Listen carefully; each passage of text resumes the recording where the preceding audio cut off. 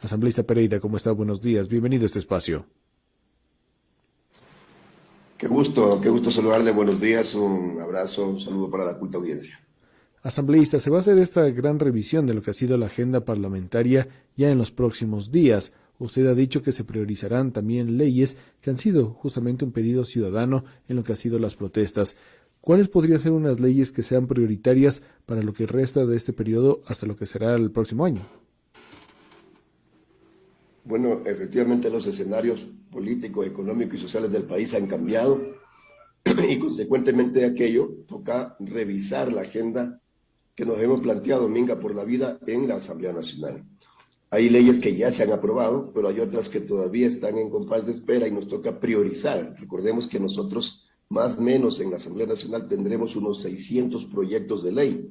Consecuentemente, cada año nos toca hacer una revisión de cuáles son esos que nos vamos a poner como meta para poder aprobar en el año inmediato, y en este momento yo le podría decir que una de esas metas para nosotros podría ser la Ley Orgánica de Educación Superior. De hecho, para la Comisión de Educación es una meta y nos hemos propuesto en no más allá de 2 meses tener esta ley lista para segundo debate para el Pleno.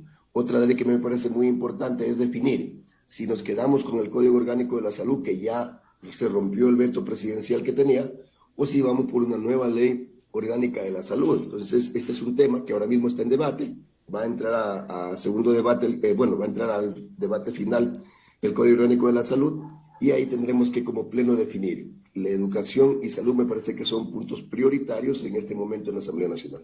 Se ha analizado ya dentro de la bancada justamente lo que es la votación en el Código Orgánico de la Salud. Recordemos que tan solamente falta la votación al ser suspendida esta sesión. Efectivamente falta solamente la salud, falta solamente la votación, pero existen voces en la actualidad de que al menos yo soy uno que coincide con aquello. El código debería regresar a la Comisión de Salud para poder ser tratado, revisado. Hay que ver también, hay que analizarlo, hay que cegarnos por qué fue vetado y de repente ver si es que se requiere eliminar algunos artículos o incorporar otros o modificar algunos. Me parece que debería ser esa la vía, pero soy un hombre democrático y respetaré lo que diga la mayoría del Pleno. Asambleísta, ahora vamos con estos 10 puntos que proponían la CONAIE y otras organizaciones sociales durante las manifestaciones, 10 puntos que algunos podrían pasar por la Asamblea Nacional, entre ellos, por ejemplo, el tema de la moratoria en la banca pública a las personas que han sido más afectadas durante la pandemia y todo lo que ha pasado en nuestro país. ¿Cómo se podría llevar? Hay algunas reformas, por ejemplo, al Código Orgánico Monetario y Financiero que ya están siendo tratadas. 6 reformas en sí existen dentro de la Comisión de Régimen Económico. ¿Podría ser una de las salidas a estos pedidos ciudadanos? Efectivamente, la Asamblea, y lo ha dicho nuestro presidente, y lo ratifico yo como no solamente como autoridad de la Asamblea, sino como un asambleísta más. Creemos que es importante ponernos a disposición de estas mesas de diálogo que se van a entablar en los próximos días para poder aportar desde la Asamblea con las leyes que sean necesarias para que la paz y el diálogo primen en el país. Pueden contar con toda nuestra predisposición, nuestro apoyo, estas mesas de diálogo, tanto del lado del gobierno como del lado del movimiento indígena, para poder sacar adelante estas leyes. Hay casos, como el que usted me acaba de mencionar, la moratoria de deudas. Nosotros, como asambleístas, debe saberlo la ciudadanía, no podemos. Estamos prohibidos por ley de presentar una iniciativa legislativa en ese sentido. El único que tiene la facultad para presentar iniciativas legislativas que tenga que ver con moratoria de deudas es el presidente de la República. Si él lo presenta, van a contar con nuestros votos. ¿Se va a tener una coordinación así con el Ministerio de Gobierno, con otras carteras de Estado y con el Ejecutivo para trabajar de manera conjunta? Mira, yo creo que es importante de todo lo que nos ha pasado aprender la lección. Y la lección nos dice que tenemos que dialogar, que tenemos que conversar. Usted recordará que hace unos meses el presidente, en una especie de capricho, en una especie de vanidad, dijo que iba a gobernar sin asamblea. Es imposible. Eso se llama dictadura. Ya no hay un país en el mundo en el que el presidente gobierne sin asamblea. Así que creo que lo han obligado, o prácticamente lo han hecho ver. A veces la gente necesita darse contra el piso para entender, y en este momento ha entendido que no va a poder gobernar el país sin la asamblea. Y nosotros no tenemos ningún problema. Para nosotros hay que virar la página de los problemas y afrontar estos temas con diálogo, con madurez política, y estamos para hacerlo en este momento. ¿Se pueden recuperar estas fisuras que hubo después de lo que se buscó, la destitución del presidente de la República? ¿Sí se podría volver, como usted dice, a pasar la página y a ponernos todas las funciones del Estado en un compromiso frente a lo que ha sido el Acuerdo por la Paz? Nadie tiene por qué ponerse molesto ni considerar fisuras el hecho de que se utilicen herramientas constitucionales y legales. Y nosotros no hemos acudido a ninguna opción ilegal o inconstitucional. Consecuentemente, no creo que sea una fisura, yo creo que lo que ha sido es el intento de la Asamblea de utilizar una herramienta constitucional que nos contemplaba tanto la Constitución como la ley, y en este momento esa herramienta no fue aplicada, y me parece que lo que tenemos que hacer es seguir adelante. Hay que aprender la lección. Fueron 80 votos. Cuidado y se juega con fuego. Asambleísta, usted lo ha dicho, hay algunos proyectos de ley que pueden venir de iniciativa del Ejecutivo, pero habrán otros que pueden salir desde la propia Asamblea Nacional, por ejemplo, en lo que tiene que ver en el ámbito de la soberanía alimentaria y la mejora de la calidad de vida en las personas que pertenecen a las zonas rurales, a la zona del campo. ¿Qué proyectos de ley podrían ir encaminados para solucionar estos 10 puntos propuestos por la CONAIE? Mire, el tema de la parte rural, y si usted revisa los 10 puntos de la CONAIE, lo que ellos piden es que les paguen el precio justo, el precio oficial prácticamente, porque hay un precio que lo fija el mismo gobierno, el mismo Estado. El presidente Lasso, por ejemplo, fijó el precio de la saca de arroz en $31, pero les pagan 20, les pagan 25, y no necesitan ley. O sea, aquí hay que también decir las cosas como son. La ley está, el Código Integral Penal pena con prisión de 1 a 3 años a quien no pague el precio de sustentación, mínimo de sustentación de un producto agrícola, sea banano, que no lo están pagando y el gobierno no ha hecho nada al respecto, sea arroz, que no lo están pagando y el gobierno no ha hecho nada al respecto, sea leche, que no lo están pagando. Recordemos que la leche le están pagando a 30, 25 centavos y el precio oficial es 42. La ley está. El tema es que las políticas públicas del gobierno no han ido enfocadas a proteger al pequeño agricultor, sino al gran empresario. Ahora viene el rol fiscalizador de la Asamblea Nacional, precisamente vigilar que los ministros de Estado estén haciendo su trabajo. Se han hablado muchos procesos de juicio político, sobre todo después de las manifestaciones. Se habló de un proceso de juicio político en contra del ministro de Defensa, del ministro de Economía y Finanzas, que de lo que se conoce ya saldría el día de hoy, del ministro del Interior. ¿Qué se ha hablado dentro de la bancada precisamente sobre estos procesos? Mire, los ministros que le hagan daño al país tienen que ser enjuiciados políticamente.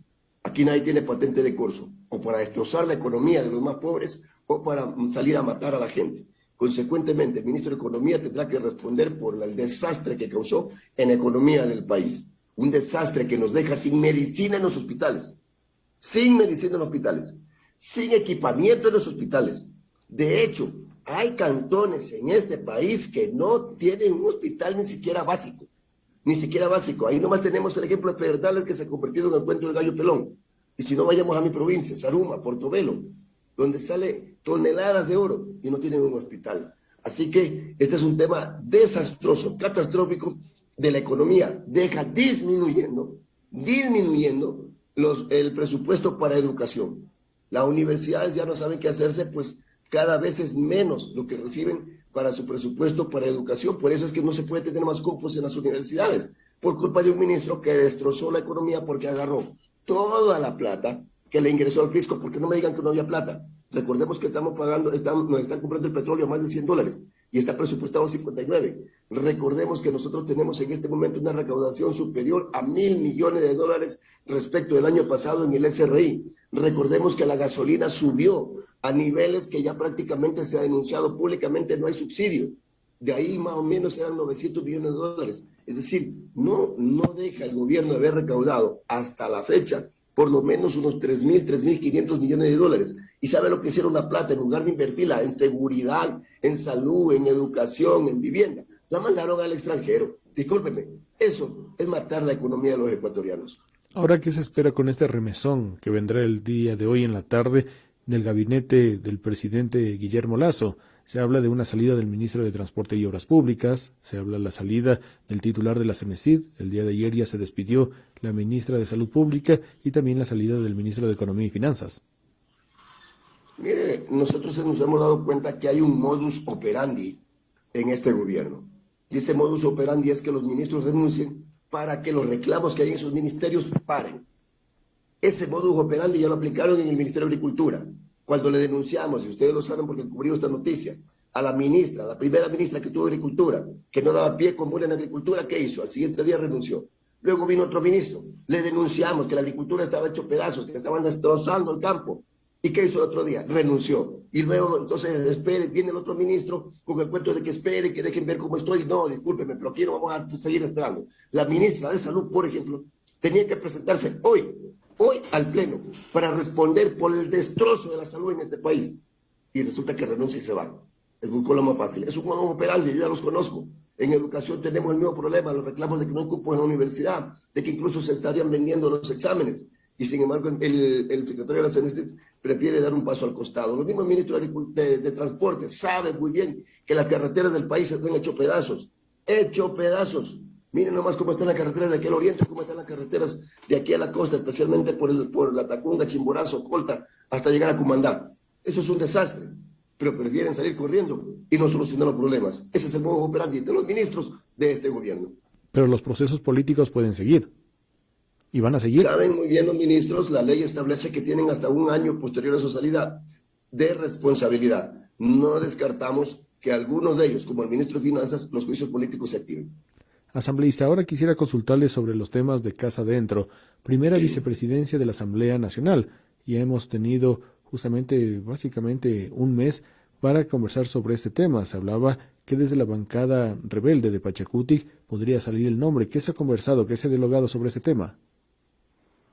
Efectivamente, la bancada de Pachacutic rebelde ha reclamado que esa designación venga para uno de los compañeros, cualquiera de los 6 compañeros rebeldes. Tenemos la capacidad de asumir esa primera vicepresidencia y de hecho en ese camino estaban las conversaciones. Lamentablemente pues ha habido otras prioridades como el mismo paro nacional. Recordemos que tuvimos que muchos tuvieron que salir de Quito y no había cómo reunirnos. Entiendo que hoy, a partir de que ya podemos regresar a la asamblea, vamos a conversar sobre el tema y yo creo que a más tardar para la próxima semana este tema estará en la agenda legislativa de las reuniones que tengamos. ¿Cómo se analiza, además, dentro de la bancada, este proceso para lo que sería la destitución del cargo de la segunda vicepresidencia? Bueno, esperamos el informe de la comisión pluripartidista, que está conformada al respecto, y una vez que esa comisión nos entregue el informe, sobre ese informe nos pronunciaremos. 8 de la mañana con 20 minutos. Queremos agradecer por esta entrevista al asambleísta Darwin Pereira, primer vocal del Consejo de Administración Legislativa. Asambleísta, muchísimas gracias. A ustedes, muchas gracias. Buenos días. Un abrazo.